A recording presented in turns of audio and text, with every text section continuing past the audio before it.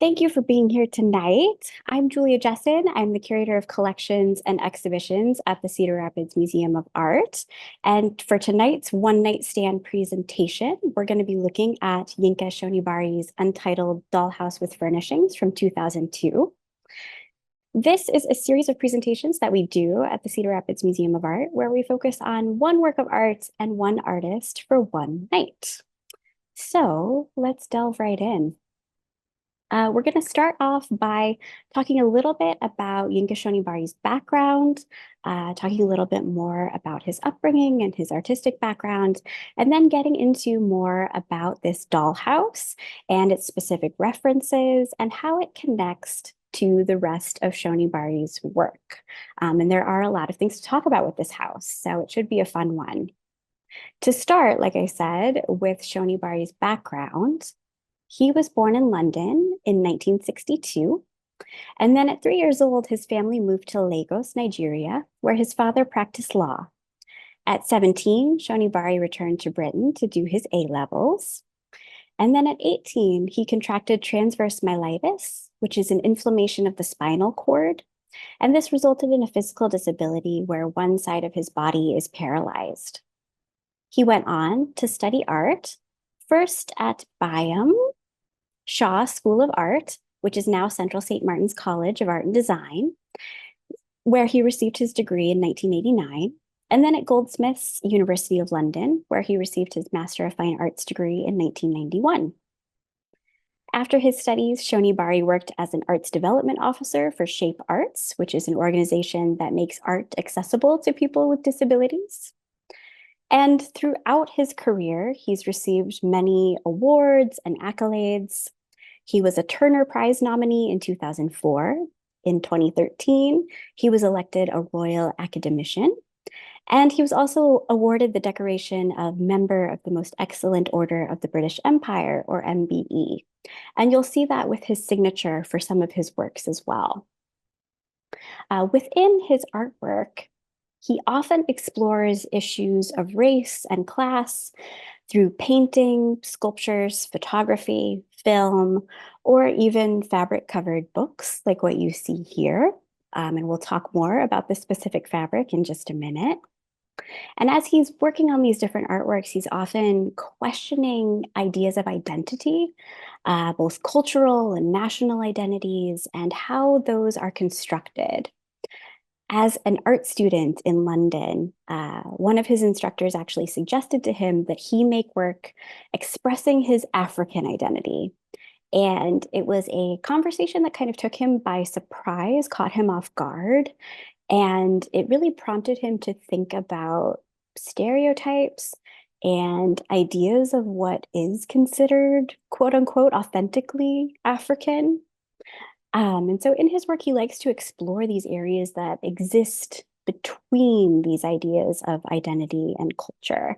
These kind of more malleable areas that don't kind of fit directly into certain aspects of identity. He often also references art history, and literature, thinking about contemporary culture, identity again, and globalization as well, and kind of the contemporary moment and how global it is. His works often comment on the interrelationship between Africa and Europe and their respective economic and political histories. So coming back to our dollhouse with furnishings, and I should mention this work is currently on display in an exhibition at the Cedar Rapids Museum of Art, Tiny Wonders, small-scale works of art from the collection. So you can see it on view right now. And it's actually a piece that comes from the Peter Norton Family Christmas Project collection. So every year from 1988 to 2018, the computer software entrepreneur and philanthropist and collector, Peter Norton, would invite a high-profile contemporary artist to create a multiple that the Norton family would then mail out as a holiday greeting to a select group of friends and colleagues. So in 2017, the Cedar Rapids Museum of Art received the bulk of these holiday greetings from our director emeritus, Terry Pitts, and his wife, Kathy Hall. So for this particular piece from these Norton Greetings, it's a dollhouse, like we've said, and you've seen some pictures of it already. And it's actually modeled after Shonibare's own London home, where he lives with his partner, Rachel Sorrell, and they've lived there for over 20 years. So I'm showing you a little detail there of the little plaque that's on the side of the dollhouse that says Yinka Shonibare, artist, lives here. Um, I'm also including here a picture of the front of the booklet that accompanied the dollhouse, which shows the actual facade of the house that this dollhouse is based on. It's an 1872 Victorian townhouse in London's East End. And one of the things that we can think about and talk about with a dollhouse like this is the association with the history of dollhouses. So in the 18th century, dollhouses, which were exact miniature replicas of larger homes, were often custom made for elite and well-to-do families. And so in this case, Shonibare could also be thinking about wealth and class and how that also relates to his own home and its Victorian history. On the inside, it includes all of this little furniture for the first floor and the second floor that makes it feel more like a real home, makes it feel a little more cozy. It includes things like wood furniture, like this chest of drawers, and also a number of pieces which have been upholstered in this specific type of fabric, which Shonibare is particularly well known for. And so this fabric, it's something where here his Victorian London home is also meeting up with contemporary Africa through this fabric. And we'll talk more about that right now. So this fabric is his trademark material. He started using it in 1992. And like I said, these miniature furnishings in the house are covered with this signature fabric. And it's made with today's contemporary African patterns. This type of fabric is an African Dutch wax print, like a batik. So something that was dyed using a wax resist to create these patterns. And we can see it throughout a lot of his work, worn as both clothing or as decoration, or even as kind of a surface decoration on different sculptures. And it's a fabric that has, again, a lot of rich history and a lot of media associations there.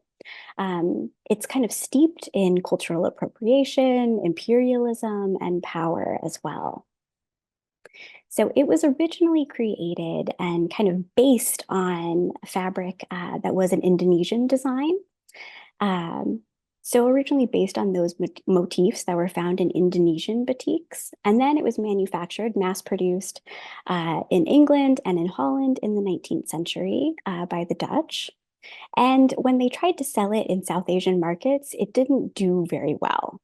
And so instead, they marketed the textile to their West African colonies at the time. And it's something that kind of took on a life of its own. In the 1960s, the material became a new sign of African identity and independence. And it was sort of appropriated by these African communities and integrated into the local visual culture. So totally changing the context of this fabric. And in places like Nigeria, where Shonibare grew up, it was completely assimilated there. So it's something that he would have seen as he was growing up. And then he still sees it today in contemporary London, because of course it's still worn all over the world. And just from that description, you can tell that there's this really complex web of economic and cultural entanglements that surround this fabric resulting from European imperialism. The artist uses it as a tool to think about ethnicity and stereotype in the modern world, as it's a textile that's neither Dutch nor African.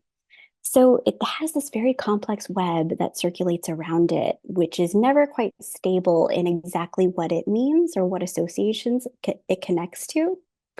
And that's a complexity that really rings true for Shonibare. It kind of relates back to his own feelings about his life and his identity as both British and African. And so he's using it to kind of highlight as well how things that we may think of as cultural signifiers are never quite as straightforward as they may first appear. So he said, quote, "I'm very interested in the colonial relationships between Africa and Europe, and the fabrics have become a metaphor for that," end quote. Like I mentioned, it's still something that he sees worn on the streets of London today, often by young, very cool people. And to him, when he sees it, it becomes this sort of aesthetic of defiance, and an aesthetic of reassurance as well. So something that people wear in a new space, in a foreign space, in order to hold on to aspects of their identity. So it's become this signifier of African identity, despite having all of these other associations going on as well. So that's one aspect of this dollhouse, this African Dutch wax batik print that's going on the fabrics that you see on some of these little furnishings. There are also a couple of miniature versions of artworks that are included in the house, and I wanted to talk more about both of these. So the first you're seeing here, our little scaled down representation of this painting, which originally would have looked like this. This is Jean-Honoré Fragonard's The Swing from 1767 to 1768. A piece from the Rococo period showing kind of opulence and frivolity in a pre-revolutionary France, a very flirtatious image of a woman being pushed on a swing. An older gentleman stands behind her, pushing her on the swing, while another young man lays in front of her, kind of trying to get a glimpse up her skirts as she's swinging and kicking off her shoe there. This is a piece that really seems to resonate with Shonibare, both those kind of Rococo Victorian aesthetics, and it's something that he's also used and referenced before in other works of art as well. So I wanted to show you this piece, The Swing by Shonibare, after Fragonard from 2001. So here we have a 3D recreation of this Rococo painting that was included in the Dollhouse. Um, and here he's clearly quoting this style, this painting, but also making a lot of changes as well. And so one of the first, perhaps most obvious changes is our figure here is headless. And perhaps this is a reference to the guillotine. Um, After the period of Fragonard's painting in the 1790s is when the Reign of Terror would occur, when French aristocracy were publicly beheaded. And so again, thinking about these questions of excess and class and wealth disparities as well, and how these are things that would have been important to the revolutionaries of that time, but still ring true today as far as wealth and class disparities. So drawing attention to those things. He's also used a similar style of dress for the figure, very much in the 18th century French aristocratic style, but then again, using that typical African Dutch wax fabric that he uses throughout a lot of his artworks. And that's something that he does a lot, uses that kind of Victorian style of dress and mixes it with this African Dutch wax fabric. It often is being used as a way to show that history and truth are also kind of constructions. And also thinking about British colonial history and how that contributed to the spread of this fabric throughout Africa. The bold patterns that cover the figure can also kind of subvert that relationship and feel more celebratory as well, kind of calling out and drawing attention to a multicultural identity, while also pointing out some of these other colonial aspects of the fabric too. Shonibari is also thinking about leisure here and how an active leisure can be controversial. While it may seem frivolous and unimportant, he's also thinking about how the ability to pursue acts of leisure are themselves kind of an act of power. They show an accumulation of wealth and accumulation of power, which is oftentimes the product of the exploitation of another group of people. So thinking about how leisure can also have these complex associations that are rooted in it as well. You're intended to view this three-dimensional recreation of the swing from the same angle as the original painting, But because it is three-dimensional, you do have the ability to move around the piece and to kind of experience it from different angles, which then puts you, the audience, in kind of the shoes of the two men in the painting as well, and sort of implicates you in the kind of voyeurism that's taking place within the work as well. So it becomes a much more complex interaction with the work. Um, and so he's making a lot of references and thinking very hard about this work. And so it's an interesting one to include in the Dollhouse as well. Now, another miniaturized recreation of an artwork that's included in the Dollhouse is this one. This is actually one of Shonibare's own artworks that he's included in a miniature version in the Dollhouse. This is Diary of a Victorian Dandy from 1998. And the original looks something like this. This is a part of a photographic suite that comprises 5 photographs. It was commissioned by the Institute of International Visual Arts, and then it was reproduced on posters on the London Underground at almost 100 sites. So it's a series of photographs of the artist himself. So Shonibare himself is our central figure here, and he's posed as this dandy figure, going about kind of a day in his life. And so it starts with a scene like this one, his late morning rise there at 11 a.m., and then going on to his afternoon business, social activities like pool and a party, and then ends with this very kind of hedonistic debauchery at 3 a.m. So this series is kind of going through this day in the life. And the piece that's in the Dollhouse is from the business hour. So this kind of afternoon business taking place. And he, again, is making a lot of references to many different things, one of which is William Hogarth's A Rake's Progress from 1733 to 1735. Hogarth was a satirical artist and caricaturist, and he created this series of paintings that chronicled this character of Tom Rakewell, who inherited a fortune and then sort of fritters it away on an extravagant lifestyle, ultimately sort of ending in his downfall, leading up to his downfall.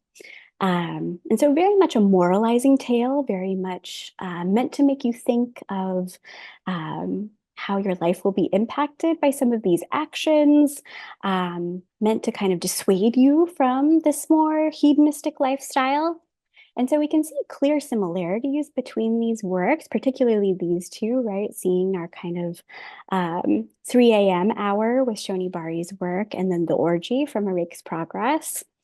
And so these two, although they have these similarities, they're also quite different because where Hogarth is moralizing, Shonibare instead is almost kind of celebrating excess and decadence, while at the same time inverting typical stereotypes of who this dandy figure in the Victorian era would be by putting himself into that role. So he is there as this kind of black dandy figure with fawning white servants and acolytes surrounding him throughout his day.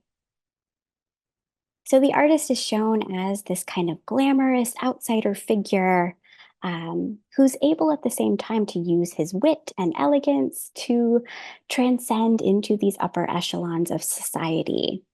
And Shonibare has often described a real attraction to an outsider figure who can kind of upset the traditional social order of things. A lot of his work engages with that idea of an outsider and kind of relates back to his own feelings of an outsider status as a Black disabled artist.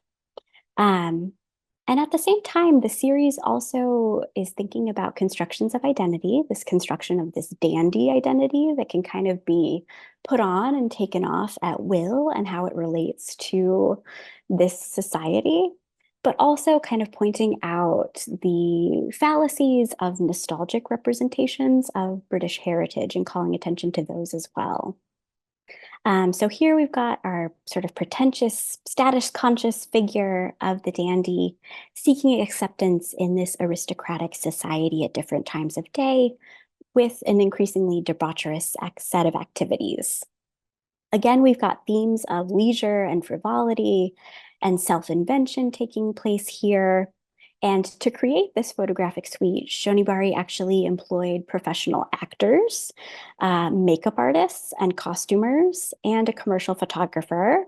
And he even brought in a director of a BBC costume drama for a 3-day shoot on location at a stately home. So it was a huge kind of production to create this series of photographs. And that's something that he draws attention to as well, even with the choice of frames. They're often displayed in like a gold fake gilt frame, which is what you're seeing with the afternoon business piece there in the top right. And he often describes them as being kind of pure theater. And so he's drawing your attention to the artifice as well of this kind of lifestyle. When they were originally shown in the London Underground, people were surveyed after seeing the posters and asked about what they kind of associated them with. And mostly they thought of theater productions, stately homes, and period dramas, as well as genuine historical figures as well. And so those are all conscious associations that Shonibare was making, as well as that art historical reference with a rake's progress coming into play as well. So all of these different references are coming together into this one dollhouse. And here you're seeing the interior and kind of where things are in the space with our two artworks hanging on the wall and then the furniture throughout. The piece is meant to be like a functional dollhouse. So you'll notice that between these two photos, the furniture has moved around. And so nothing is kind of stuck down in certain spots. The intention is for the user to be able to move things around and kind of play with it as if it were a dollhouse. So if you've seen it in one exhibition at the CRMA, and then you see it in another exhibition, it might look a little different because things may have been moved around a little bit.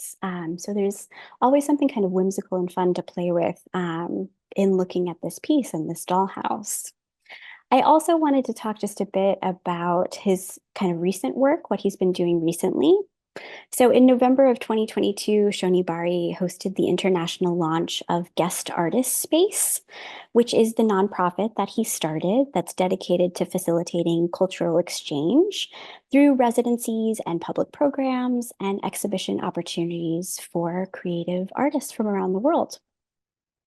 So it's a kind of living, working residency space with a couple of different spaces set across sites in Lagos and a rural working farm also in Nigeria. And so you're seeing a couple of photos of those two spaces in Nigeria where these artist residencies can take place. So that's one of the things that's kind of been happening for him recently.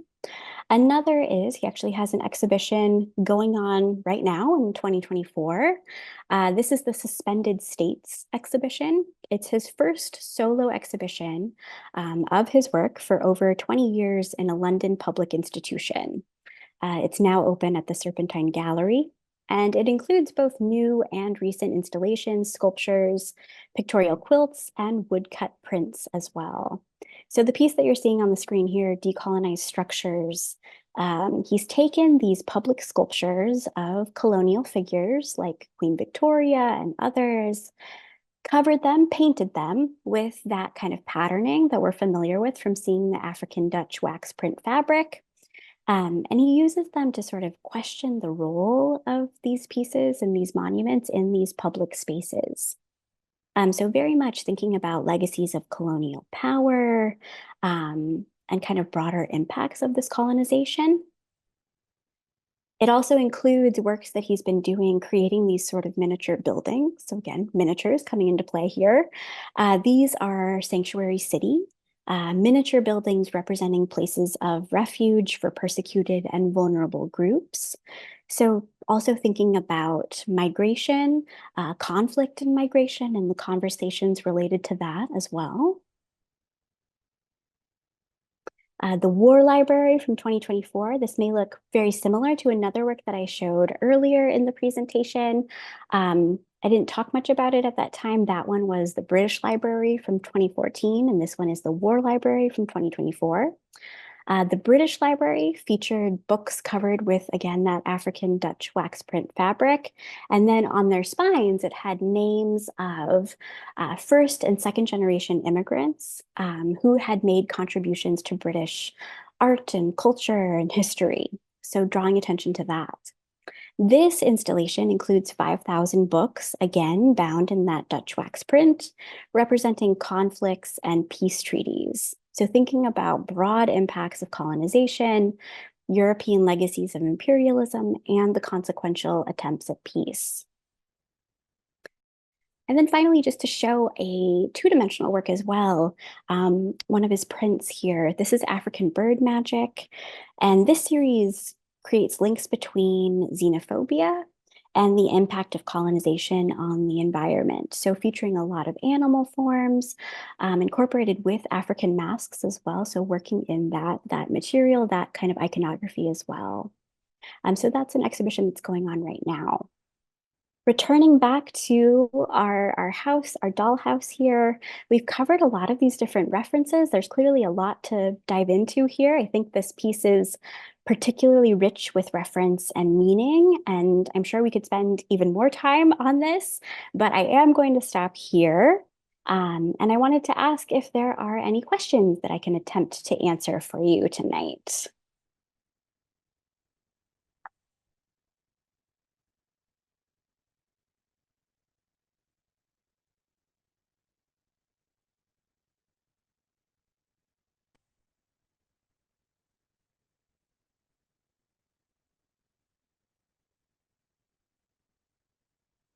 Okay, well, if there are no questions, then I will finish up.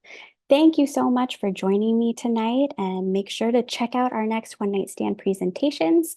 We do these monthly, so check them out, and they are always posted on our YouTube page as well once the live presentation is done. So check out our previous ones as well, and keep an eye out for the rest of our educational programming. Thank you so much, and have a wonderful rest of your night. Bye-bye.